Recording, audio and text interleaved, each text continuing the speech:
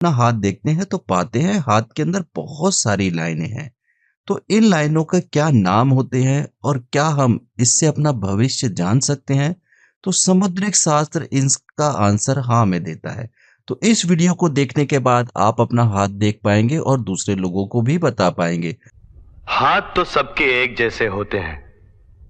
हाथों की लकीरों का कमाल कहिए। तो इस वीडियो को अंत तक जरूर देखिए। तो बिल्कुल भी देर नहीं करते और अपना